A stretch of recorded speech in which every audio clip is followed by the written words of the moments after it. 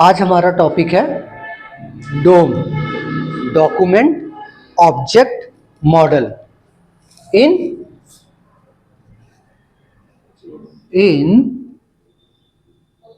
जावा script. ये वाला S capital letter में। ऐसा मैंने क्यों किया? क्योंकि JavaScript is a case sensitive language. Okay, तो हमें हर एक अल्फाबेट को कैपिटल लेटर में या स्मॉल लेटर में लिखना है। ये चीज हमें पता होनी चाहिए क्योंकि जावा स्क्रिप्ट केस सेंसिटिव है, कैपिटल लेटर और स्मॉल लेटर को दोनों को अलग अलग समझता है। ठीक है, तो अब हमने कल क्या पढ़ा था? Introduction of Java script. ठीक है, इसमें हमने जावा स्क्रिप्ट के बारे में कि जावा स्क्रिप्ट की हिस्ट्री क्या है और एक्मा स्क्रिप्ट क्या है, करंट वर्जन कौन सा चल रहा है, कैसे एक एचटीएमएल डॉक्यूमेंट क्या होता है, कैसे डॉक्यूमेंट के एलिमेंट्स को हम एक्सेस करते हैं, ये सब चीजें हमने कल के वीडियो में देखा था। तो आज ये हमारा सेकंड टॉपिक है, सेकंड वीडियो है और यही जावा स्क्रिप्ट की एक तरह से आप बैकबोन समझिए क्योंकि पूरा जावा स्क्रिप्ट इसी पे चलेगा। फ्यूचर में आप पूरी जावा स्क्रिप्ट को इसी से एक्सेस करेंगे। किससे? Document object model. ठीक है, अब पॉइंट वाइज चलते हैं। It represents the content of XML और HTML document as a tree structure. Tree structure नाम सुना सुना लग रहा होगा। ट्री स्ट्रक्चर हमने कहां पढ़ा था? CMD में। ठीक है, तो मैं क्या बोल रहा हूं कि ये क्या रिप्रेजेंट करता है? जो भी कंटेंट XML का होता है या HTML डॉक्यूमेंट का होता है, इन दोनों का जो भी कंटेंट होता है वो उसको किस में कन्वर्ट कर लेता है, किस में शो करता है? एज अ ट्री स्ट्रक्चर में। ट्री स्ट्रक्चर जैसे मान लीजिए लिखा हुआ है डिव, इसके अंदर एक P, पैरा 1, P क्लोज, दूसरा P, पैरा 2, P क्लोज। ठीक, फिर ये डिव क्लोज। अब एक डिव और है जिसके अंदर H1, हेडिंग 1, P, पैरा 3, ये डिव क्लोज। ठीक, और ये दोनों डिव भी किसमें है? एक अलग से डिव के अंदर। ये HTML डॉक्यूमेंट है, इसमें कोई कंफ्यूजन तो होना नहीं चाहिए। हम HTML पढ़ चुके हैं, ये पूरा HTML डॉक्यूमेंट है। इस डिव के अंदर एक डिव ये है, फर्स्ट डिव हमारा ये है और सेकंड डिव हमारा ये है। ठीक है, इस डिव के अंदर, हमारे मेन डिव के अंदर। ठीक है, और ये फर्स्ट डिव के अंदर ये फर्स्ट P है, ये सेकंड P है। ठीक है, और इस सेकंड डिव के अंदर ये इसका फर्स्ट H है और ये इसका सेकंड जो चाइल्ड है वो क्या है? पैराग्राफ। हमने चाइल्ड पेरेंट का कॉन्सेप्ट भी समझ रखा है, तो कंफ्यूज नहीं होना चाहिए आपको। ये पेरेंट किसका है? इस डिव का और इस डिव का। ये डिव किसका पेरेंट है? इस P एलिमेंट का, इस P एलिमेंट का। ये डिव किसका पेरेंट है? इस H1 एलिमेंट का, इस P एलिमेंट का। ठीक है, तो ये एक तरह से पेरेंट और चाइल्ड का एक HTML डॉक्यूमेंट हमने बनाकर दिखाया। अब इसका ट्री स्ट्रक्चर कैसे बनाएंगे? इसे ट्री स्ट्रक्चर में कैसे दिखाएंगे? तो ट्री स्ट्रक्चर में दिखाने के लिए हम इसको कैसे शो करेंगे? देखिए,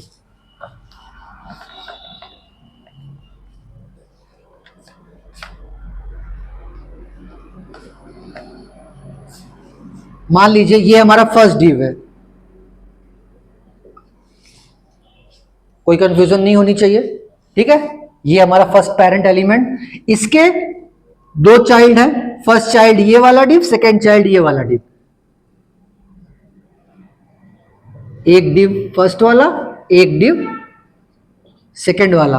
any confusion? I think confusion नहीं होनी चाहिए, ठीक। और अब हम क्या करेंगे, थोड़ा सा यहां पे स्पेस अपना वो कर लेते हैं। ये हमारा आउटर डिव है, ये उसका चाइल्ड है, ठीक। अब ये कौन सा डिव है, ये वाला, इसके कितने चाइल्ड है, दो चाइल्ड। तो ये हमारा P1 हो गया, पैरा 1, और ये हमारा क्या हो गया, पैरा 2, ठीक है, खत्म। अब ये दूसरा वाला डिव ये है, इसके भी दो चाइल्ड है, एक क्या है H1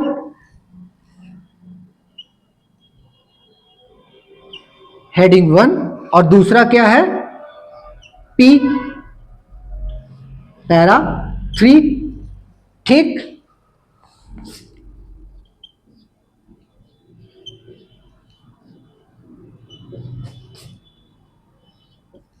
ठीक है, तो ये इसे क्या बोलते हैं, पूरा इसे क्या बोलेंगे,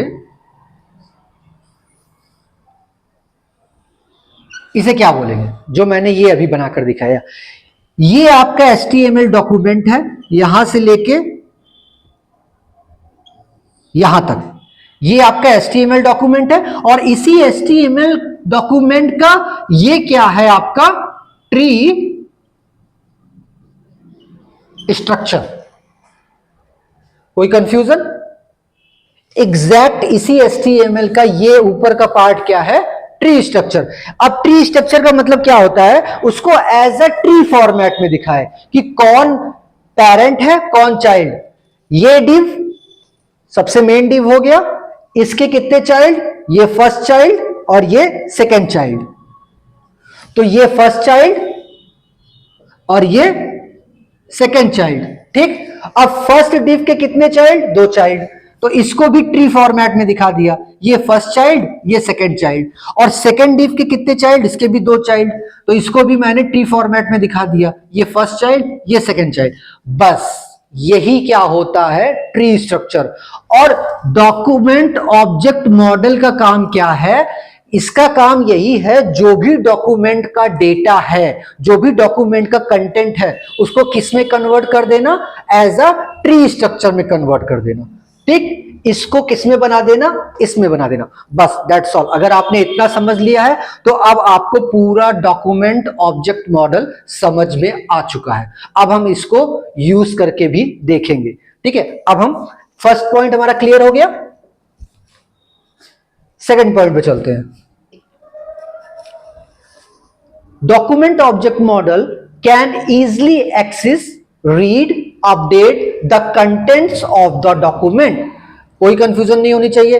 अगर हमने डॉक्यूमेंट ऑब्जेक्ट मॉडल क्या करता है, इजिली एक्सेस कर पाता है, रीड कर पाता है, अपडेट कर पाता है कंटेंट ऑफ द डॉक्यूमेंट। ये डॉक्यूमेंट का क्या है, कंटेंट, इसको इजिली एक्सेस कर पाता है। जब एक्सेस कर लेगा, रीड भी कर लेगा, रीड भी कर लेगा तो अपडेट भी कर लेगा। तो कुछ भी मॉडिफिकेशन करना है, मैनिपुलेशन करना है कंटेंट के अंदर HTML डॉक्यूमेंट में, तो हम उस किसकी मदद से करेंगे, डोम की मदद से, डॉक्यूमेंट ऑब्जेक्ट मॉडल की मदद से, ठीक है। कैसे करेंगे वो हम आगे देखेंगे, ठीक है। अब हमारा तीसरा पॉइंट क्या है, it is a programming interface. Programming interface आपको पता अभी नहीं होगा। प्रोग्रामिंग इंटरफेस क्या होता है, कई जैसे हमारा एप्लीकेशन प्रोग्रामिंग इंटरफेस है, एप्लीकेशन प्रोग्रामिंग इंटरफेस मतलब API, ठीक है। तो एप्लीकेशन प्रोग्रामिंग इंटरफेस क्या होता है, दो अलग अलग एप्लीकेशंस को अगर हमको एक साथ काम कराना है तो उसके लिए हमको एक साथ उसको काम में लेने के लिए बीच में क्या यूज करना पड़ता है, API का। जैसे हमने एक वेब ऐप बनाया और वेब ऐप के साथ अगर मैं उसका क्या कहते हैं मोबाइल ऐप बनाना चाहता हूं, तो उन दोनों को हम किसकी हेल्प से कनेक्ट करते हैं, एपीआई की मदद से। ठीक है, तो डोम हमारा क्या है, डॉक्यूमेंट ऑब्जेक्ट मॉडल क्या है, एक प्रोग्रामिंग इंटरफेस है। ये क्या करता है, HTML डॉक्यूमेंट या XML डॉक्यूमेंट, इन दोनों को किससे इसका कनेक्शन किससे बनाता है, किसी प्रोग्रामिंग लैंग्वेज से, जैसे कि जावास्क्रिप्ट। जावास्क्रिप्ट क्या है, JavaScript is a programming language for the web. तो अगर हमारा HTML डॉक्यूमेंट है, इसको मुझे अपने प्रोग्रामिंग लैंग्वेज से कनेक्ट करना है, तो किसकी मदद से कनेक्ट करेंगे, डोम की मदद से। तो डोम यहां क्या हो गया, एप्लीकेशन प्रोग्रामिंग इंटरफेस।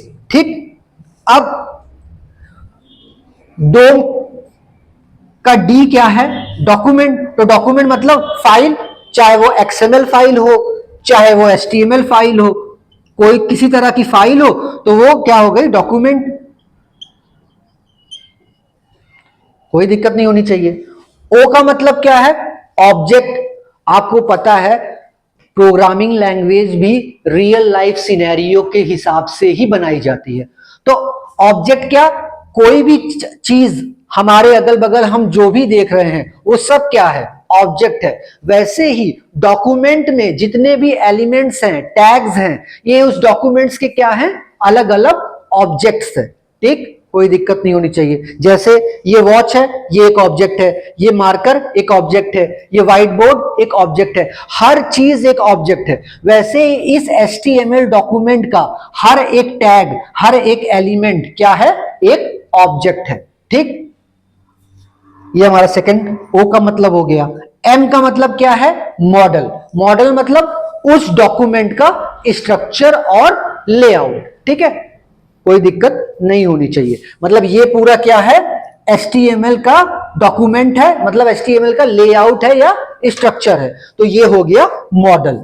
ठीक, अब इसी को जावास्क्रिप्ट क्या करता है, जावास्क्रिप्ट का डोम क्या करता है, इसी को ट्री फॉर्मेट में, ट्री स्ट्रक्चर में कन्वर्ट कर देता है, जिससे कि हम उसको इजीली एक्सेस कर पाए। ठीक है, हर एक एलिमेंट और टैग को, यही इसका काम है। अब लास्ट पॉइंट देखते हैं, it represents the document as a tree structure. It represents the document as a tree structure internally in the memory. ये आपको दिखेगा नहीं होते हुए कि आपके स्क्रीन पे शो होगा, ये ऐसे ऐसे होगा, ऐसे रहेगा और स्क्रीन पे ऐसा हो जाएगा, ऐसा आपको दिखेगा नहीं, लेकिन मेमोरी में ये इंटरनली पीछे अपने आप को ऐसे ही कन्वर्ट कर लेगा। ठीक, and can be used in the programming language like JavaScript. और ट्री स्ट्रक्चर में कन्वर्ट होने के बाद ये इसको यूज कर सकता है प्रोग्रामिंग लैंग्वेजेस में, जैसे कि जावास्क्रिप्ट में। ठीक है, मेरे हिसाब से यहां तक आपको कोई दिक्कत नहीं होनी चाहिए। अगर कोई यहां तक दिक्कत होती है तो आप कमेंट्स में मुझे पूछेगा, मैं आपके क्वेरी का आंसर वहां पर दूंगा। अब थोड़ा सा इसको एक्सेस कैसे करना है वो भी देख लेते हैं। फर्स्ट एक्सेस करना देखेंगे, प्लस एक इसमें टर्म है XML। इसको आप लोगों ने नहीं सुना होगा, ठीक, तो इसको भी बता देना चाहिए। तो मैं इसको थोड़ा सा रब करके इरेज कर देता हूं।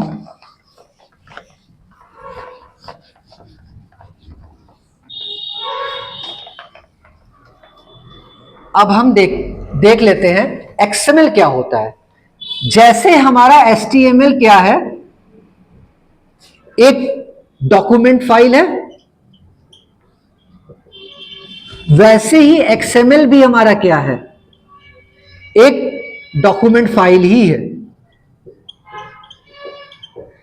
XML का फुल फॉर्म क्या होता है, सबसे पहला क्वेश्चन तो हमारे माइंड में ये आता है, XML का फुल फॉर्म क्या है। तो XML का फुल फॉर्म है एक्सटेंसिबल मार्कअप लैंग्वेज।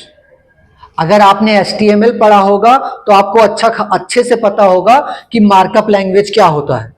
ठीक, तो ये क्या है, XML क्या है, एक्सटेंसिबल मार्कअप लैंग्वेज, ये भी एज अ HTML के तरह ही काम करता है। ये भी डेटा को स्टोर कराने में और डेटा को ट्रांसपोर्ट करने में यूज होता है।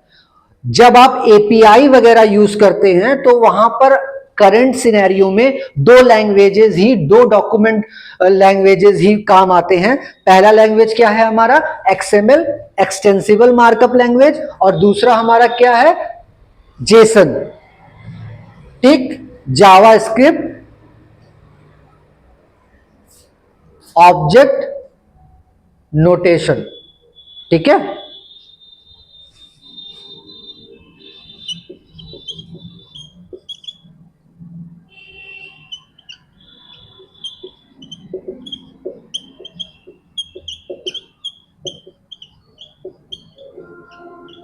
ठीक है, तो एपीआईज में ज्यादातर क्या यूज होता है, XML एंड जेसन। ये दोनों लैंग्वेजेस यूज होती हैं किस लिए, डेटा को स्टोर करने के लिए एंड ट्रांसपोर्ट करने के लिए। ठीक है, तो एपीआईज में इनका यूज होता है। तो अब हमें यह पता चल गया कि XML क्या है। अब XML का स्ट्रक्चर दिखा देता हूं, वो भी एकदम मैच करता है किससे, हमारे HTML से। जैसे एक हमारा बुक्स टैग है, उसके अंदर हमारा मैथ्स टैग है, मैथ्स के अंदर मान लो मैथ्स 1,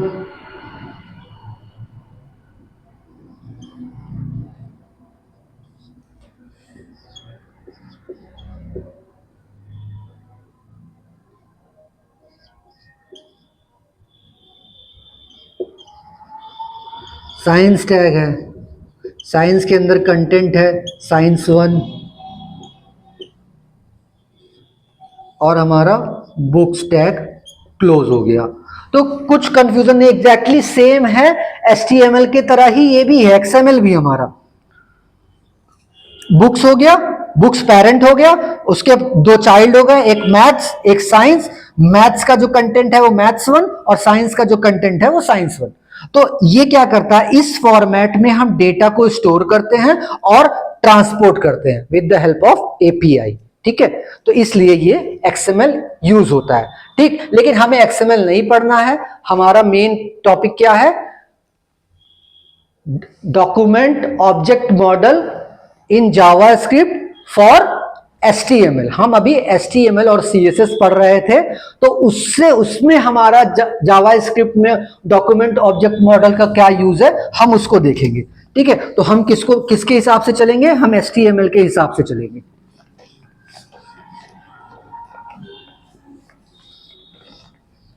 तो हम मान लेते हैं कि ये हमारा एक डॉक्यूमेंट है। ठीक है, अब सबका अपना एक यूनिक हम आईडी दे सकते हैं। ठीक है, जैसे इसका आईडी क्या दे दिए,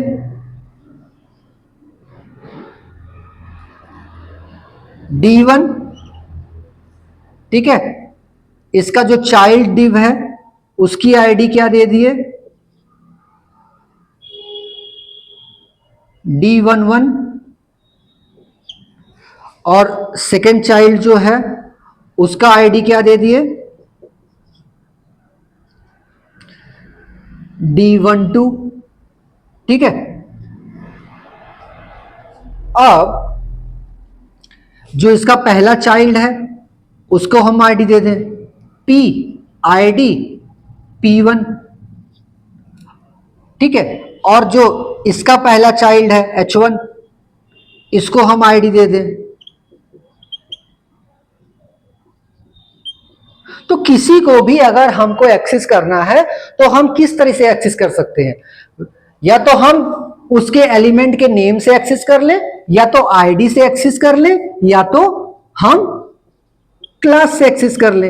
ये तीनों हमने CSS में पढ़ा है। ठीक, अब इसको एक्सेस करना है तो कैसे करेंगे, with the help of DOM. DOM इसे क्या कर देगा, जैसे ही आप जावास्क्रिप्ट यूज करेंगे इस पूरे स्ट्रक्चर को वो इसमें कन्वर्ट कर देगा।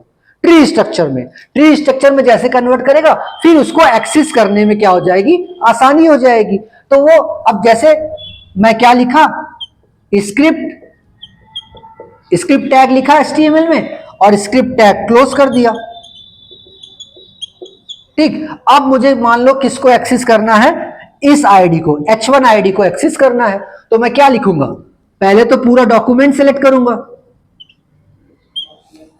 डॉक्यूमेंट, उसके बाद एक्सेस किसको करना है, एक्सेस करना है आईडी को, तो क्या लिखूंगा, गेट एलिमेंट बाय आईडी, और आईडी क्या है, H1। ठीक है, अब मान लो मैं इसका इनर HTML चेंज करना चाहता हूं, इसके अंदर का कंटेंट चेंज करना चाहता हूं, तो मैंने इनर HTML में क्या लिख दिया, डबल कोट्स यहां लगाया और बाद में सेमीकोलन लगाया, और यहां डबल कोट्स के अंदर जो भी लिख दूंगा, मान लीजिए अभी लिखा हुआ है वहां हेडिंग 1 और वहां पे मैंने लिख दिया वेबरफ्लाई क्लासेस। तो अब इतना करते ही जैसे ही आप इस डॉक्यूमेंट को सेव करेंगे और ब्राउजर पे इस डॉक्यूमेंट को, इस वेब पेज को रिफ्रेश करेंगे, तो यहां पर हेडिंग 1 के जगह पर क्या आ जाएगा, हेडिंग 1 के जगह पर आ जाएगा वेबरफ्लाई। हेडिंग 1 का कंटेंट अब क्या हो जाएगा, रिप्लेस होके वेबरफ्लाई क्लासेस। ठीक, अब आपको स्क्रीन पे ऐसे दिखेगा। ठीक, तो आप पूरे डॉक्यूमेंट में कुछ भी चेंजेस कर सकते हैं, कुछ भी ऐड कर सकते हैं, कुछ भी रिमूव कर सकते हैं। रिमूव इन द सेंस ये नहीं है कि वो परमानेंटली रिमूव हो जाएगा, वो सिर्फ उस टाइम पर रिमूव रहेगा।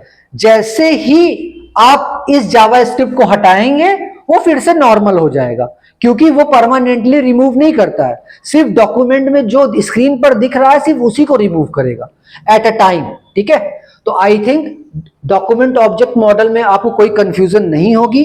अगर कोई कंफ्यूजन होती है तो इससे रिगार्डिंग जो भी आपको डाउट होता है उसके लिए आप मुझे कमेंट में मैसेज करिएगा, मैं वहां पर कोशिश करूंगा आपको जल्दी से जल्दी रिप्लाई करने का। और आप जो भी लोग क्लास में हैं, इसका जब हम प्रैक्टिकल करेंगे तो हम क्लास में जो भी डाउट्स अभी आपके मन में हैं वो प्रैक्टिकल के टाइम पे रिजॉल्व हो जाएंगे। ठीक है, थैंक यू।